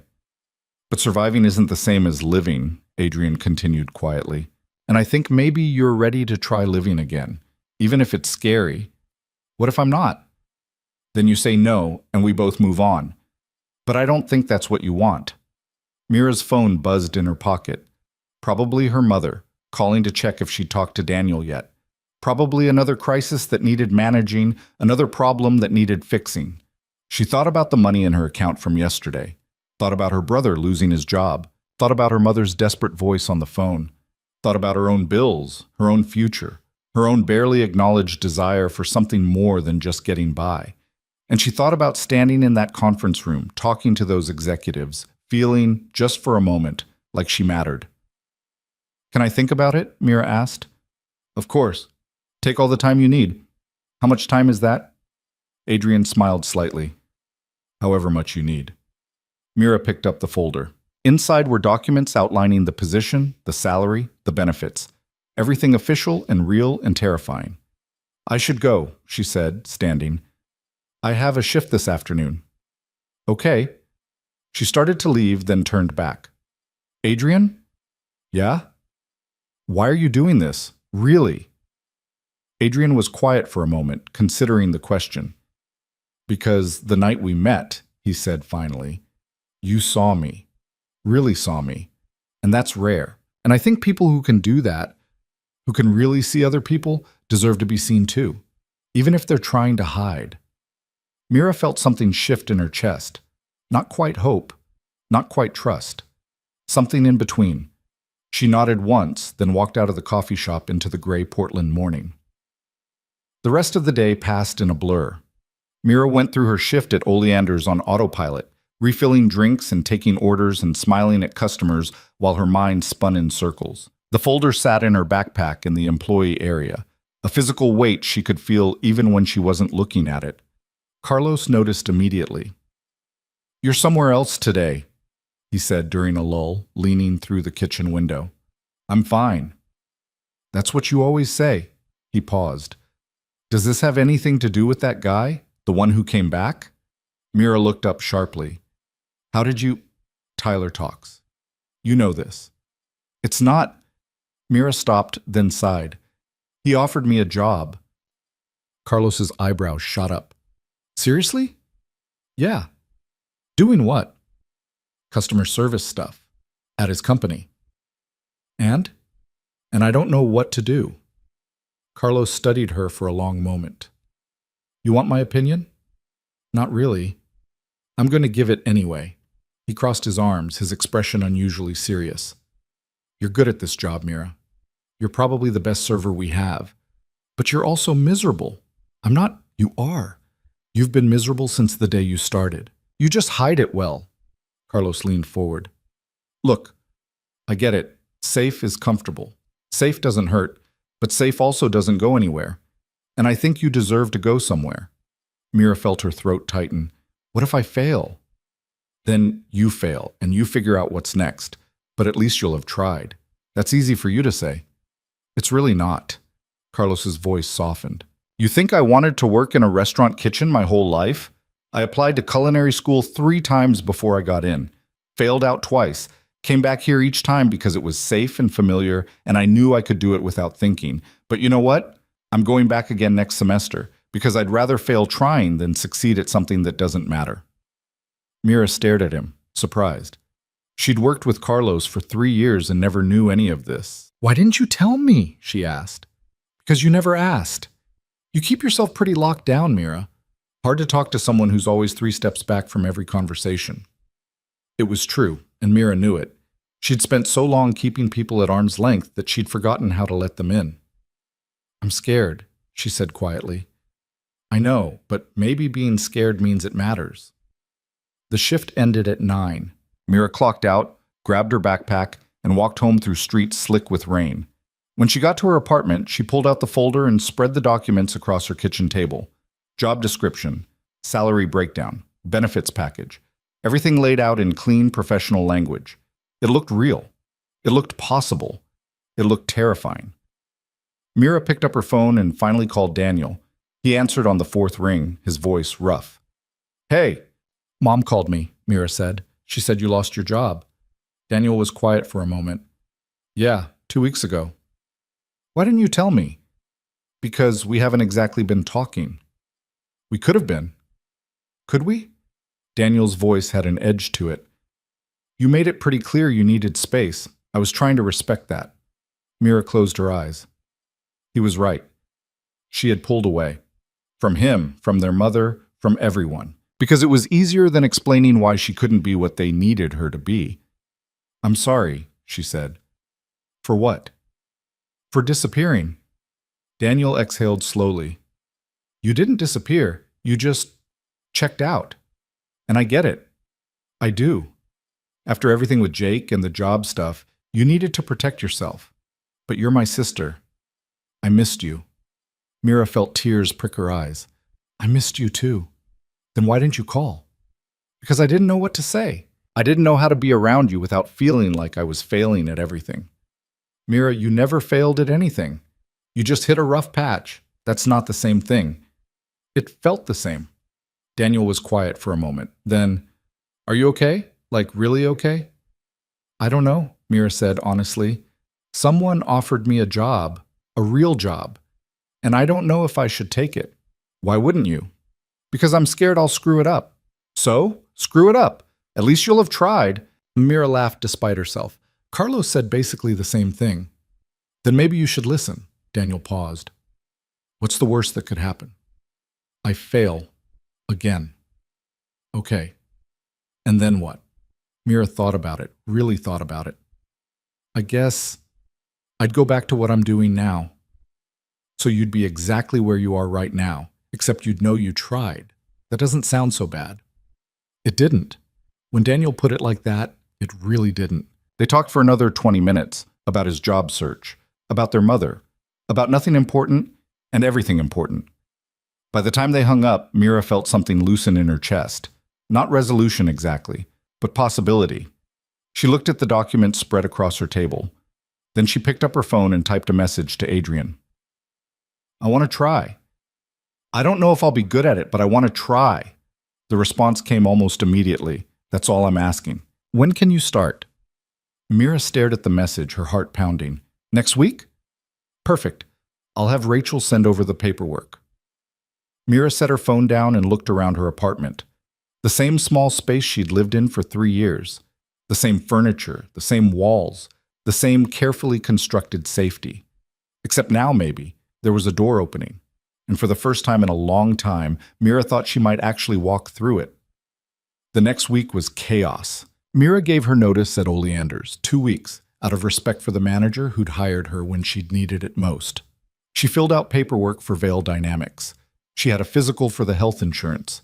She met with Rachel, who walked her through onboarding with the kind of efficient kindness that made Mira think maybe corporate life wouldn't be completely terrible. And she tried very hard not to panic. Adrian kept his distance, which Mira appreciated. He sent occasional texts, checking in, offering support, making sure she had everything she needed, but he didn't push, didn't hover. Just let her figure things out at her own pace. On her last day at Oleander's, Carlos made her a cake. It was lopsided and the frosting was uneven, but it said, "Good luck," in slightly crooked letters, and Mira cried when she saw it. You better not forget us when you're some fancy consultant, Tyler said, half joking. I'm not going to be fancy anything, Mira said. I'm just going to be the same person in a different building. Still, you're moving up. That's cool. It was cool. Terrifying, but cool. Mira's first day at Vail Dynamics was a Monday in late October. She showed up 15 minutes early, wearing pants she'd bought specifically for this job and a sweater that she hoped looked professional without trying too hard. Her stomach was in knots, her palms were sweating, and she'd already mentally rehearsed quitting at least 5 times. Rachel met her in the lobby. Ready? Rachel asked. Not even a little bit, Mira said. Rachel smiled. Good. If you weren't nervous, I'd be worried. She gestured toward the elevator. Come on, I'll show you around. The next few hours were a blur of introductions and orientations. Mira met her team, 3 other people in customer experience, all of whom seemed competent and vaguely intimidating. She got her desk, her computer login, her employee handbook. She sat through an HR presentation about benefits and policies and company culture. And through all of it, a voice in her head kept whispering, You don't belong here. They're going to figure out you don't belong here. Adrian appeared around noon, poking his head into the training room where Mira was learning the company's customer database system. How's it going? He asked. Overwhelming, Mira said, honestly. That's normal. First days are always overwhelming. He paused. You doing okay? Ask me in a week. Adrian smiled. Fair enough. Listen, don't feel like you have to absorb everything at once. Just take it one thing at a time. That's what Rachel said. Rachel's smart. You should listen to her. He left, and Mira went back to the database training, trying to focus on the screen in front of her instead of the spiraling anxiety in her chest. The first week was hard, harder than Mira had expected. The work itself wasn't complicated. She was mostly shadowing other team members, learning systems, sitting in on calls. But the environment was so different from anything she was used to. Everything was scheduled and structured. People had titles and hierarchies. There were meetings about meetings, and everyone spoke in acronyms Mira didn't understand. She felt lost, out of place, like she was playing dress-up in someone else's life. But she also felt something else. During her second week, Mira sat in on a training session where a Veil Dynamics instructor was teaching new customer service reps how to handle difficult customers. The instructor was following a script: acknowledge, empathize, solve, and the reps were practicing with role-play scenarios. It was fine, competent, but it was also hollow. Mira watched a rep stumble through a scenario about an angry customer whose order was delayed, reciting the script with all the warmth of an automated response. The instructor corrected her technique, adjusted her phrasing, made her try again. "Can I ask something?" Mira said before she could stop herself. The instructor looked up. "Sure. Why are we teaching them what to say instead of teaching them how to listen?" The room went quiet. "What do you mean?" the instructor asked. "I mean, the script is fine, but it doesn't actually address why the customer is upset. It's just words. If you don't listen to what they actually need, the words don't matter." The instructor frowned slightly. "The script is designed to cover the most common scenarios." "But people aren't scenarios," Mira said. She could feel everyone looking at her, could feel her face getting hot, but she kept going. "They're people, and they're usually not upset about the thing they're saying they're upset about. They're upset because they feel dismissed or disrespected or ignored. So if you just follow a script without actually hearing them..." She trailed off, suddenly aware she'd overstepped. "Sorry," she said quickly. "I didn't mean to say..." "No," the instructor said slowly. Actually, that's a good point." He looked at the reps. "What do you all think? Does the script feel authentic when you're using it?" One of the reps, a young woman who looked fresh out of college, raised her hand tentatively. "Honestly, it feels kind of fake, like I'm reading lines instead of having a conversation." "Same," another rep agreed. The instructor looked at Mira. "What would you teach them instead?" Mira's heart was pounding. "I'd teach them to ask questions. Real questions. Not from a list, but from actual curiosity. Because if you're curious about why someone is upset, they can tell. And if they can tell you actually care, they'll usually work with you instead of against you." The instructor nodded slowly. "Could you demonstrate?" What? Could you show us, role-play a scenario with one of the reps?" Mira looked at the faces around the table. They were waiting, interested. "Okay," she said quietly. The next 20 minutes were some of the most intense of Mira's life. She walked the reps through a scenario: an angry customer, a delayed shipment, mounting frustration. And instead of giving them a script, she showed them how to listen, how to ask follow-up questions, how to reflect back what they were hearing, how to make someone feel seen instead of managed. And the reps got it. She could see it click into place, could see them relax into actual conversations instead of performance. When the session ended, the instructor pulled Mira aside. "That was remarkable," he said. "Where did you learn that?" "I didn't learn it anywhere. That's how I've always done it." "We should incorporate this into the training. Would you be willing to help develop it?" Mira stared at him. "I've been here 2 weeks." "So, you clearly know what you're doing." And just like that, Mira's job changed. Over the next month, she worked with the training team to rebuild their customer service curriculum. She sat in on more sessions, offered feedback, developed exercises. She was nervous the entire time, convinced she'd say something stupid, do something wrong, expose herself as a fraud. But nobody seemed to notice. Instead, people listened to her, valued her input, asked for her opinion. It was strange, disorienting. And slowly, carefully, Mira started to believe that maybe, just maybe, she actually belonged here. Adrian watched from a distance, careful not to hover but unable to look away completely. He saw Mira transform over those first few weeks, saw her confidence grow, saw her start to trust herself again. And he saw something else too, something he hadn't expected. He cared about her, not just as an employee, not just as someone with potential, as a person, as someone who'd seen him when nobody else had, who'd reminded him what honesty looked like. It complicated things. Made him second-guess every interaction, every text, every decision, because the last thing Mira needed was someone with power over her job making things complicated. So Adrian kept his distance, kept things professional, and tried not to think about the way his chest tightened every time she smiled. It was fine. It was professional. It was absolute torture. But it was the right thing to do.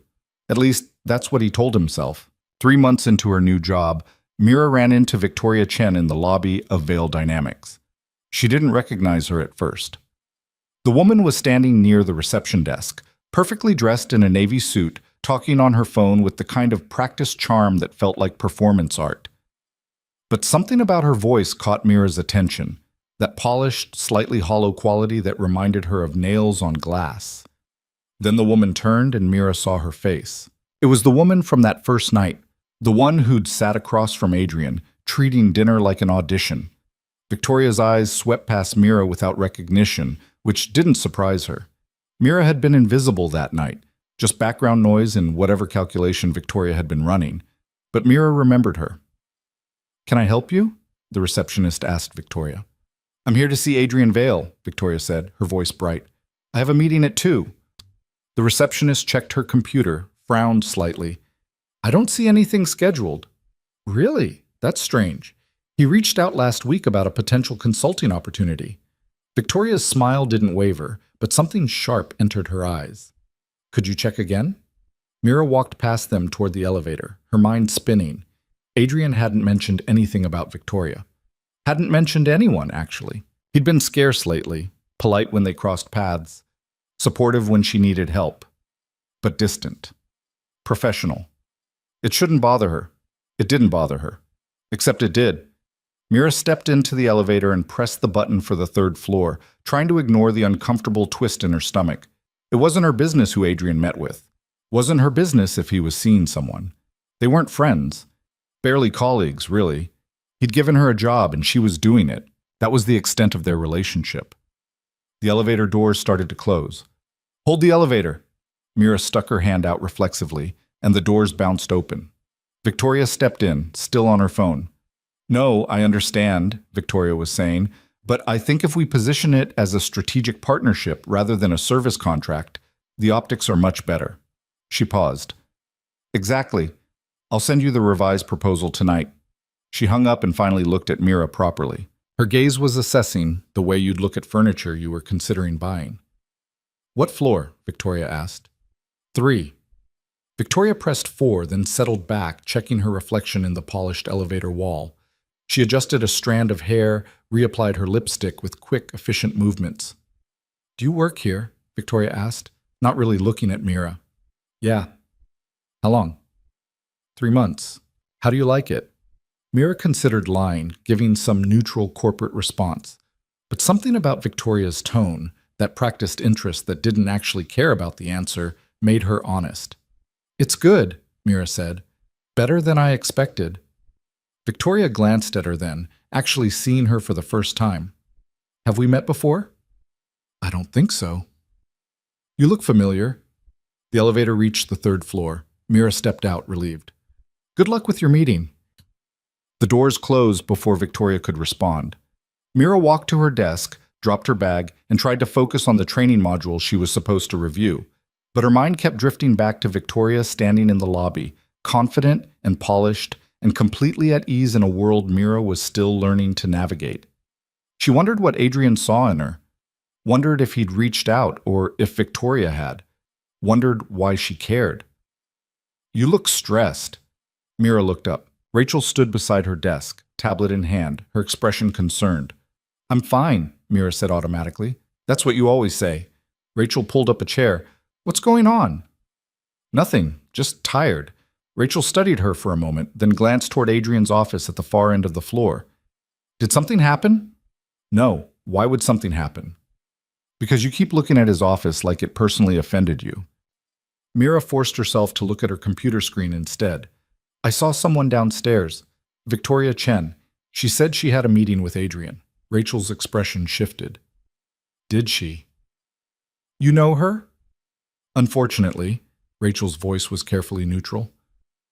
"She's been trying to get Adrian's attention for months. Calls the office, sends proposals, shows up at events. He's been polite but not interested. She said he reached out, Rachel snorted. I handle Adrian's schedule. He didn't reach out. Mira felt something loosen in her chest. So she just showed up? Wouldn't be the first time. Rachel stood, brushing imaginary lint off her skirt. Don't worry about it. Adrian's good at handling people who waste his time. She walked away, and Mira tried to go back to work. But 20 minutes later, she saw Victoria walk past the elevators, her expression tight, her phone already at her ear. She didn't look like someone who'd had a successful meeting. Mira told herself she wasn't relieved. She absolutely was. That evening, just as Mira was packing up to leave, her computer pinged with a message. Adrian, do you have a minute? Mira's heart jumped. She typed back, sure. Adrian, my office? Mira grabbed her notebook, more for something to do with her hands than because she needed it, and walked to Adrian's office. The door was open. He was sitting at his desk, looking tired in a way she recognized.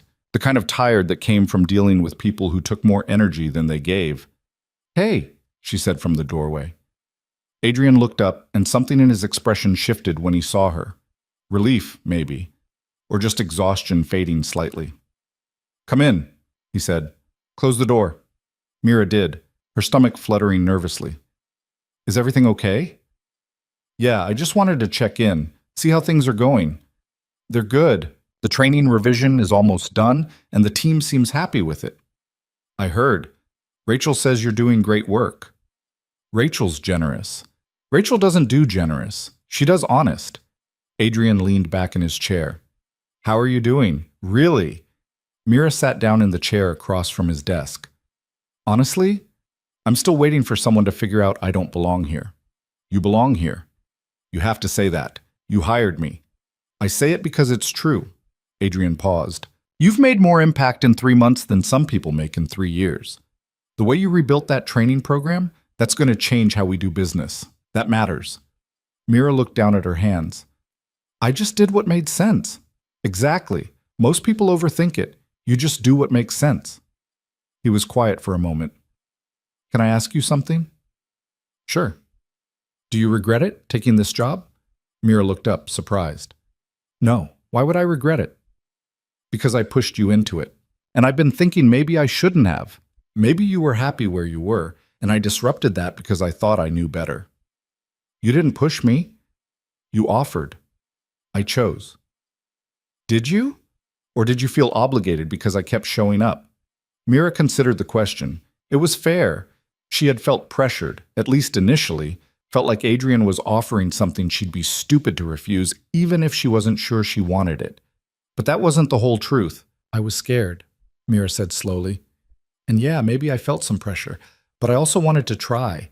I'd just forgotten how to want things. You reminded me. Adrian's expression softened. I saw Victoria downstairs earlier. So that's what this was about. She said you had a meeting, Mira said carefully. I didn't. She made an appointment with reception, told them I'd requested it. I gave her 10 minutes out of politeness, then asked her to leave. You don't have to explain. I know, but I wanted to. Adrian ran a hand through his hair. She's been persistent. I've tried to be clear that I'm not interested, but she doesn't take hints well. Today she suggested a partnership between her firm and Veil Dynamics. When I declined, she asked if we could discuss it over dinner. What did you say? I said no. Adrian met her eyes. I'm not interested in Victoria. I never was. Mira's heart was doing complicated things in her chest. Okay. Okay? It's your life, Adrian.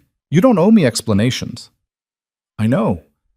But after everything, after asking you to trust me, to take a risk, I wanted you to know I'm not the kind of person who plays games with anyone.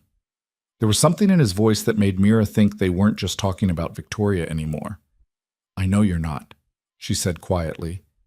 They looked at each other for a long moment, and Mira felt the air in the room change, felt something shift that had been shifting for months, slowly, carefully, both of them pretending not to notice. I should go, Mira said, standing. Emma's probably waiting for you. Adrian stood too. Actually, she's at a friend's house tonight, sleepover. Oh, another pause. Another moment where neither of them moved. Mira, Adrian said. Yeah? Would you want to get dinner sometime? Not for work. Just dinner. Mira's breath caught. Like a date? If that's something you'd be interested in. If not, we can forget I asked. Mira thought about all the reasons she should say no. The power dynamic. The fact that Adrian was her boss. The way her last relationship had imploded and left her gun-shy about trying again. The very real possibility that this could get messy and complicated and ruin the good thing she'd finally built. She thought about all of it. Then she said, breakfast would be better. Adrian blinked. Breakfast? Dinner feels like too much pressure. Breakfast is casual, lower stakes. A smile spread across Adrian's face, genuine and warm. Breakfast works. Tomorrow? Tomorrow. Mira felt herself smile back. Okay then. She walked to the door, her heart racing. Then she turned back. Adrian? Yeah? Thank you for not giving up on me, even when I gave up on myself. You never gave up, Adrian said. You were just waiting for the right moment. Mira left his office feeling lighter than she had in years. The next morning, Mira met Adrian at a diner near the river. It was the kind of place with cracked vinyl booths and coffee that could strip paint, and it was perfect. No pressure, no expectations. Just two people sharing a meal. Adrian was already there when she arrived, sitting in a booth by the window. He stood when he saw her, and there was something nervous in the gesture that made Mira relax. He was as uncertain about this as she was. Hey, he said. Hey. They sat, and for a moment, neither of them spoke. Then they both started talking at the same time. How's Emma? Did you sleep? They stopped, laughed. You first, Adrian said. I was just going to ask how Emma is. She's good. Excited about her school play next week. She's playing a tree. A tree? A very enthusiastic tree, apparently. Adrian smiled. She wants me to invite people. I think she's nervous no one will show up.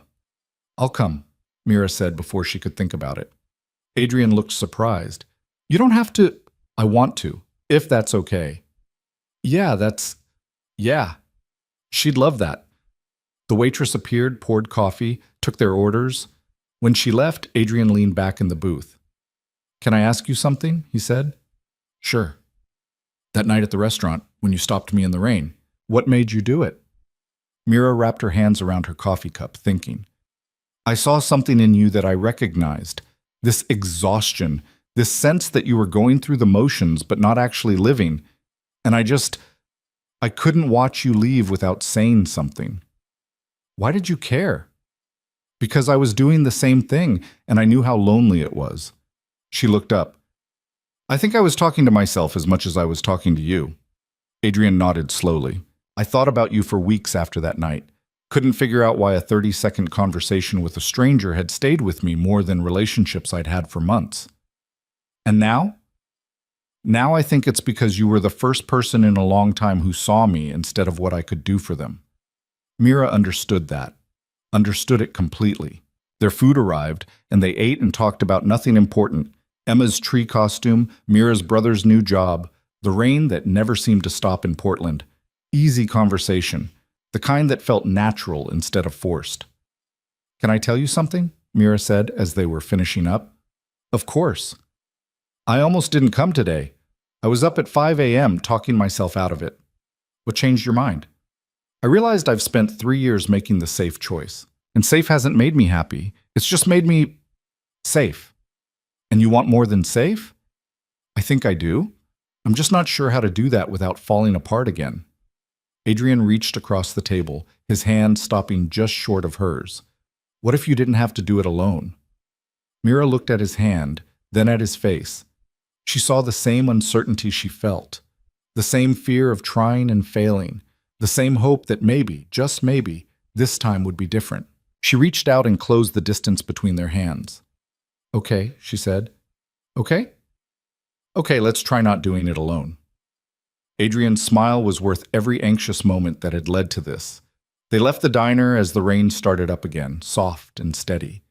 Adrian walked her to her car, and they stood there for a moment, neither wanting to leave. So, Adrian said, This was a good start. It was. Can we do it again? I'd like that. Adrian hesitated, then leaned in and kissed her cheek. Brief, gentle, a promise more than anything else. I'll see you Monday, he said. See you Monday. Mira drove home with her heart racing and her mind spinning. She felt terrified and exhilarated and cautiously, carefully hopeful. It wasn't perfect. Nothing was perfect. But it was honest, and after years of settling for performances and pretense, honest felt like everything. Over the next few weeks, Mira and Adrian fell into a rhythm. Breakfast twice a week. Dinners when Emma was with friends.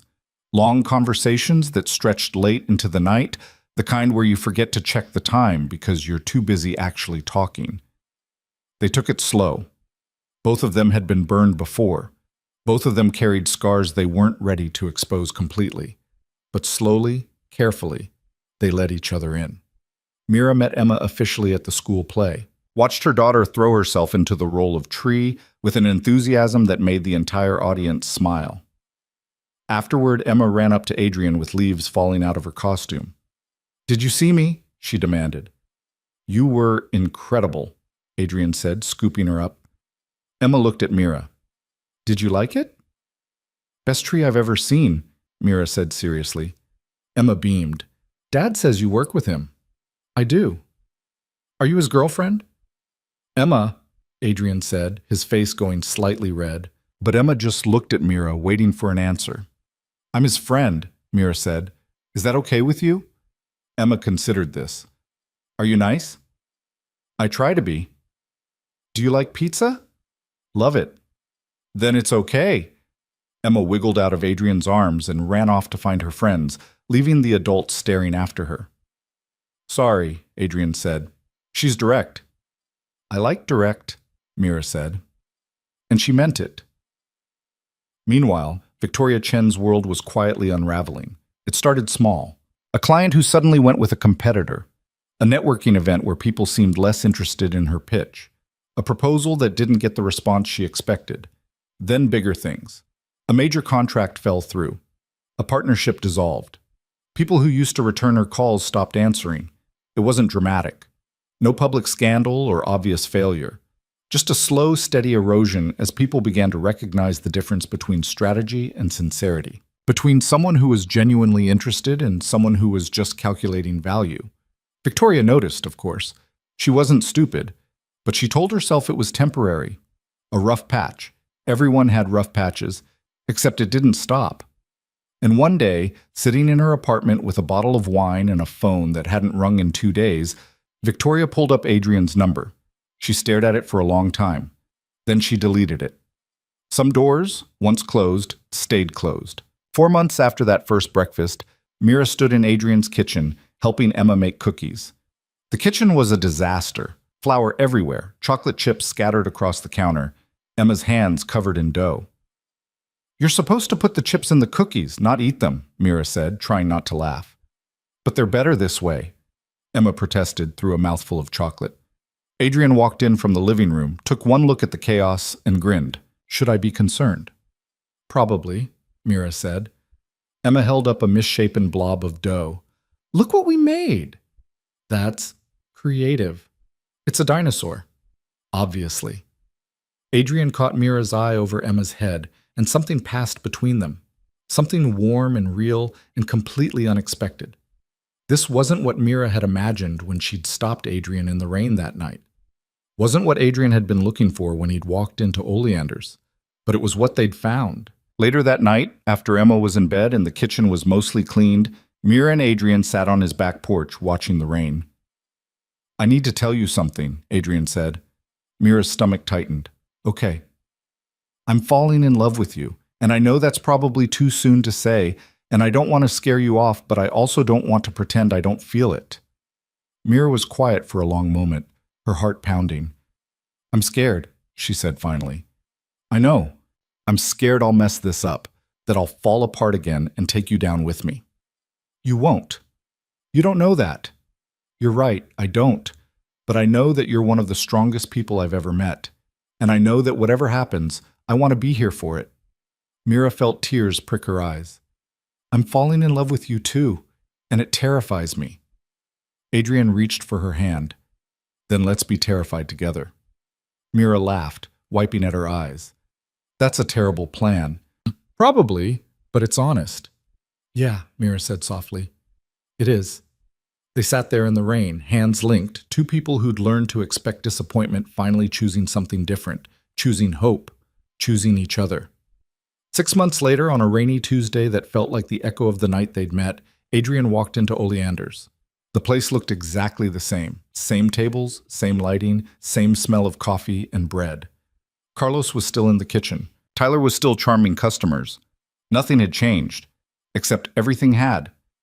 Adrian sat at table 7, the same table where Victoria had sat across from him and treated dinner like a transaction. The same table where Mira had first spoken to him, her voice trembling but honest. Mira slid into the seat across from him, out of uniform now, just visiting. She'd quit Oleander's 2 months ago to work at Veil Dynamics full-time, but she still came back sometimes, to see Carlos, to remember where she'd started. You're late, she said. Traffic. Liar. You were rehearsing. Adrian smiled. He'd been rehearsing. All week, actually. He pulled a folded piece of paper from his pocket and slid it across the table. Mira picked it up, unfolded it. Breakfast tomorrow. If you'd like a first date that starts honestly. She looked up, confused. We've already had a first date. I know, but I wanted to give you this anyway. The thing I should have given you that first night. Adrian, we've been dating for 6 months. What are you... I'm asking if you want to keep doing this. Officially. No more taking it slow, no more being careful. Just us. Together, for real. Mira stared at him, her eyes bright. Is this a proposal? She asked. No, that comes later. This is me asking if you're ready to stop being scared and start being happy. Mira laughed, tears spilling over. That's not fair. You can't just, I can, and I am. Adrian reached across the table and took her hand. So what do you say? Breakfast tomorrow. And the day after that? And the day after that? Mira looked at their joined hands, at his face, at the future spreading out before them, uncertain and terrifying and full of possibility. Breakfast sounds nice, she said, her voice soft and steady and sure. Outside, the rain continued to fall, patient, steady, unchanged. But inside, two people who'd learned to expect disappointment finally let themselves believe in something better. Not perfection. Not some fairy tale ending where everything magically fell into place. Just two imperfect people choosing honesty over safety. Choosing each other over fear. Choosing to build something real, even if it was messy and uncertain and required them to be braver than they thought they could be. It was enough. It was more than enough. It was everything.